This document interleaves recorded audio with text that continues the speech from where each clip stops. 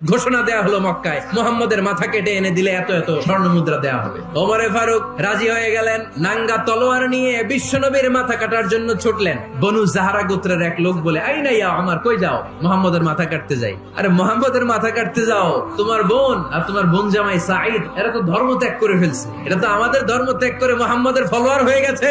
আগে ওমর ঘর সামলাও, পরে মুহাম্মদের মাথা কাটতে যেও। ওমরে ফারুক অবাক হয়ে গেলেন, তলোয়ার নিয়ে বিশ্বনবীর দিকে না যেয়ে নিজের বাড়ির দিকে চলে গেলেন।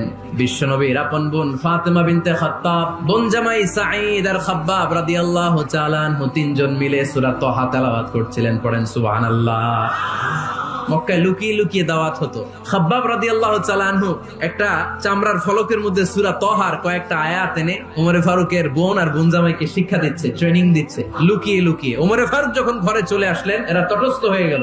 সাইয়েদনা খাব্বাব বিছানার তলায় লুকিয়ে গেলেন। ওমরে ফারুক বললেন, দরজা খোলো।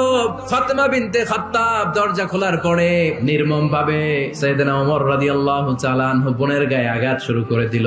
বোন জামাইকে আহত করতে শুরু করলো আর বলতে শুরু করলো, তোরা পাগল হলি কেন? কি আছে ওই মুহাম্মাদের মধ্যে? কি পড়তেছিলি আমারে দেখা? ফাতেমা বলে, ইন্নাকা রিজসুন লা ইয়ামাসসুহু ইল্লাল মুতাহহারুন। ও আমার ভাই ওমর, তুমি নাপাক, পবিত্রতা অর্জন না করে এই কোরআন ধরা যায় না।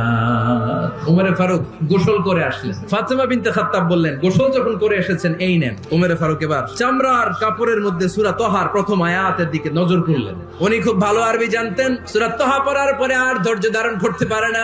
ওমরে ফারুক ছোট্ট বাচ্চার মতো কান্না শুরু করে দিলেন। আল্লাহু আকবার। সূরা তাহাটা হাতে নিয়ে, তলোয়ারটা হাতে নিয়ে বিশ্বনবীর দিকে ছুটতে আরম্ভ করলেন। আইনা মুহাম্মদ।